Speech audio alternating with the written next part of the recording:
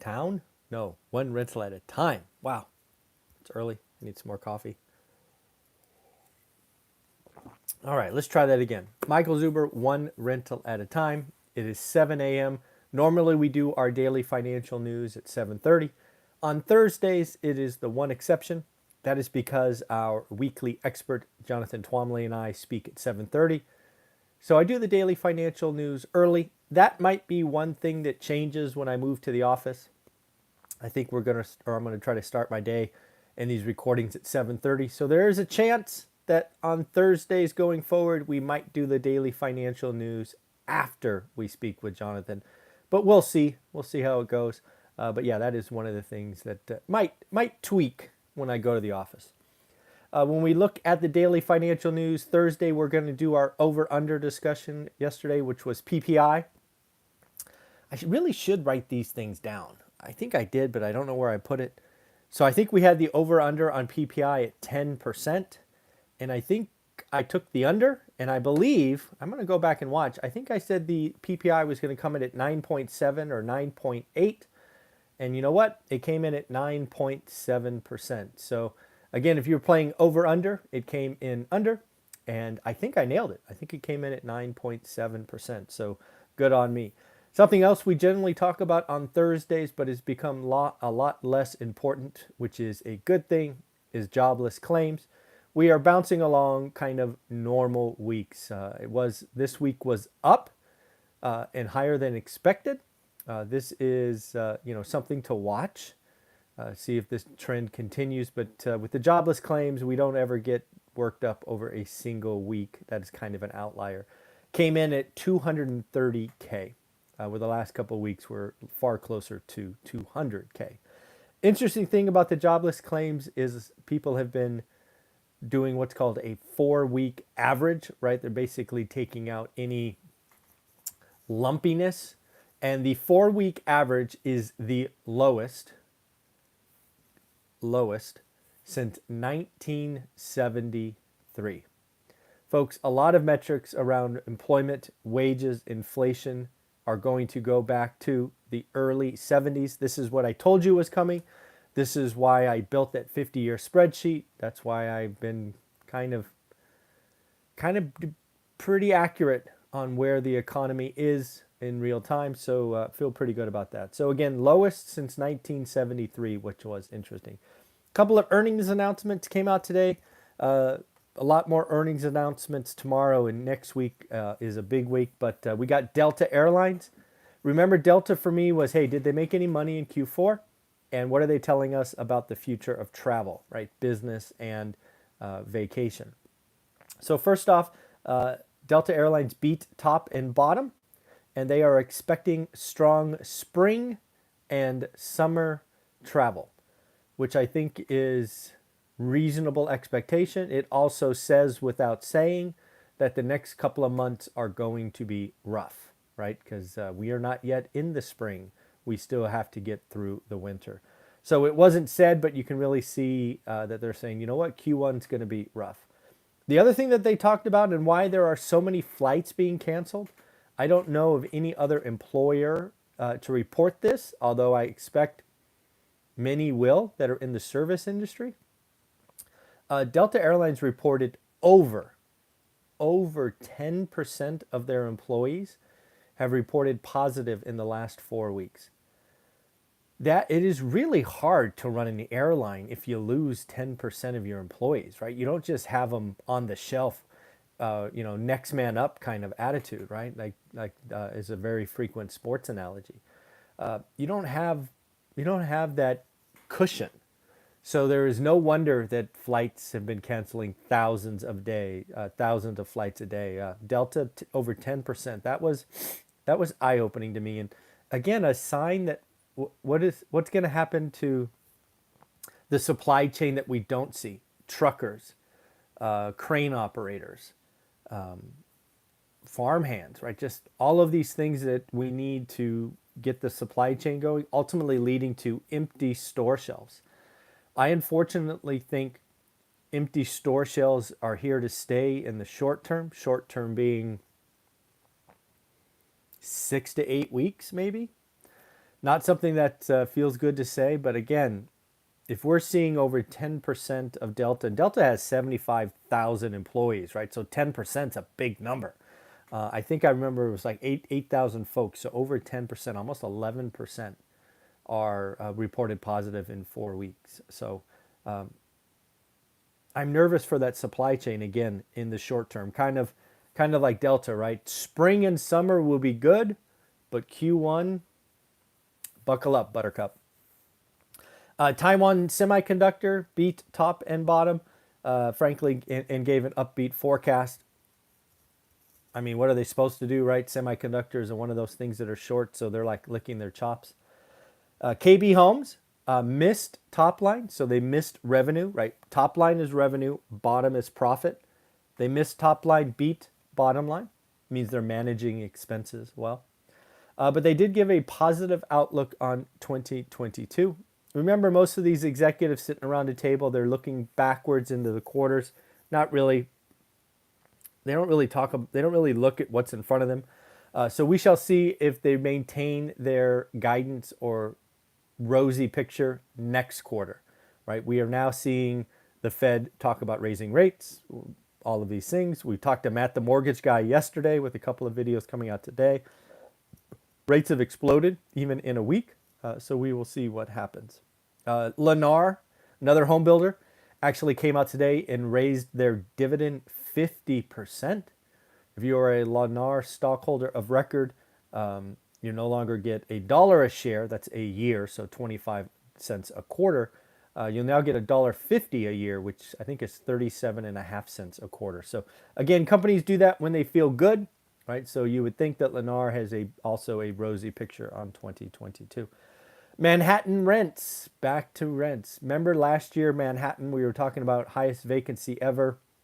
11% vacancy in Manhattan, 25,000 empty apartments as Wall Street scattered, as Wall Street went to Florida and Tennessee and all these other places. Well, what a difference a year makes. Now Manhattan has the highest rent on record, with the average apartment in Manhattan being $4,440. Why the heck wasn't it just 4,444? But hey, $4,440. Their 11% vacancy is now 1.7. Brokers quoted in this article are talking about unprecedented demand. They talked about an apartment that was asking $12,000 a month. Yes, folks, $144,000 a year. They were getting in a bidding war, and they are expecting the apartment to rent for 15 to 20% above that. Yes, folks, some folks got a lot of money. Talk about China's zero COVID policy. Again, remember, this is all about the supply chain for me. This is another reason why I think manufacturing should take a foothold and grow in other parts of the world. But the Chinese zero COVID policy is hurting their people and their psychology more than the industries. And again, why do I follow the consumer? Again, I've been following the American consumer for well over 30 years. The same, in all my world travels, people are basically the same. They want the best for their family. They don't like their job, and they live for the weekends, generally saying, right? That's people around the world. Same goes for folks in China. And right now they are scared. First off, you've seen them take out a lot of the tech leaders and tech stocks. Then came real estate and property developers. And now you're basically showing them that you could lock down entire cities at a drop of a hat. So as a Chinese consumer, what are you supposed to do? Well, you save, because you just don't know what is coming. When people are scared, they don't shop, they don't buy, they don't invest. So again, this is impactful because the Chinese second largest economy, and we will see where this goes, but I do not have a rosy picture of the future. Somebody who watches this channel, shout out to the folks that send me articles, sent me an article about the millennials and first-time homebuyers. Would it shock you? This shocked me. Why don't we do a guess? Let me circle this and I will come back to this. Let me circle this so I come back. Yes. Okay, here's the guess. first-time homebuyers, Q4 2021, what percent of them used crypto as a source of some of their down payment? Meaning they sold crypto as at least some, if not all, of their down payment. Do me a favor, take a guess, and I'll just tell you it's more than 1%. Again, Q4 2021, what percent of first-time homebuyers used crypto as at least part of their down payment? Leave your comments below, and I will come back to this at the end of our talk. Let me just make sure I do that. Okay, cool. Again, we're talking about stuff going on at the consumer level. PC demand, personal computer demand, is up 14.8% in a year, up 34% from the bottom. This is the biggest year since 2012. One PC maker talks about we went from one PC per family to one PC per person, which makes sense to me because you were homeschooling and doing things of that nature. There was a lot of PC demand. So again, yeah, personal computers had a really good 2021 at up 14.8%. Jamie Dimon must be watching this channel. Of course, I joke, but maybe someday. Jamie Dimon is saying huge pressure on wages for the first time in his life.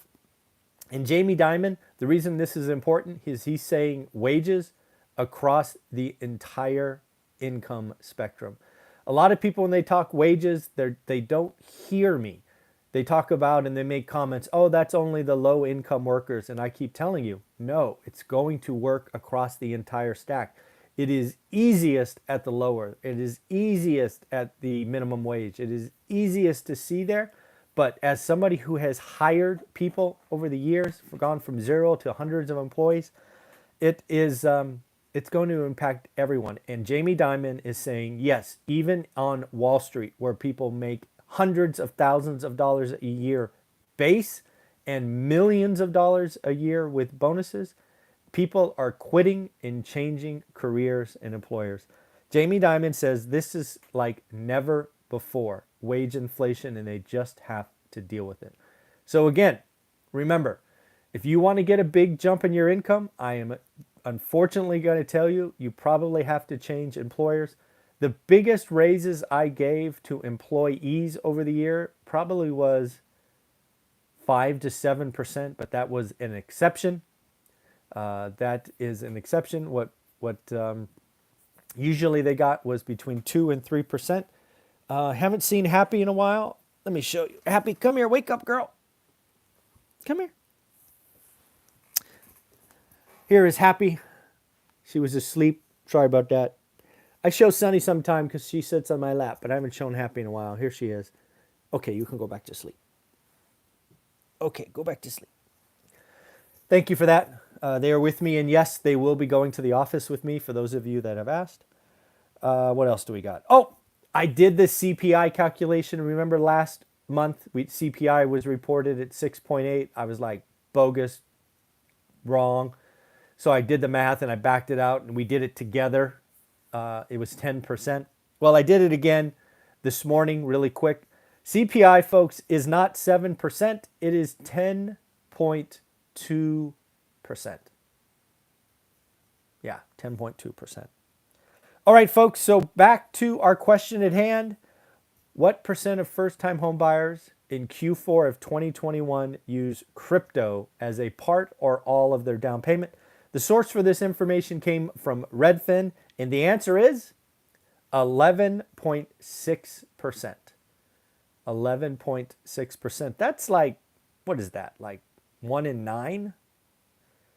Again, by comparison, in Q3 of 2020, so that would have been 5 quarters ago, the answer was 8.8%. And if you go back to Q3 of 2019, it was 4.6%. The reason this is interesting, because I spoke with Brian Lebo, who is a rockstar agent out of Las Vegas, I want to say 2 weeks ago. And he actually mentioned that a lot of his 7-figure buyers were crypto millionaires, I guess you call them. I don't know. But he was saying he was seeing a disproportionate amount of crypto millionaires buying their bachelor pads or whatnot, bachelorette pads in Vegas. So again, that was very interesting. And again, if you come across an economic article or housing or real estate, feel free to send it to me. I appreciate it. I try to read them all. I get 5 to 10 a day. I try to read them, but can't get to all of them. But yeah, thank you for being a part of this channel. Remember, one rental at a time, daily financial news, 8 multimillionaires, talk about what's going on in my business. So if you like that kind of stuff, like, subscribe, comment, become an active member, and share the videos that you like. We create about 5 a day. So you got to like one, share it on social media, ask others to join. One of the big reasons I'm going to get an office here, actually I already have an office, but fitting it out, is because I want to do more for you. I want to do a whiteboard. I can't get a whiteboard in here. I want to interview guests in person. I can't do that in my home. So I'm spending thousands of dollars a month because I'm trying to up my game to help you more and more. But you have to help me. Like, subscribe, comment. Let's keep the party going. Take care. Bye.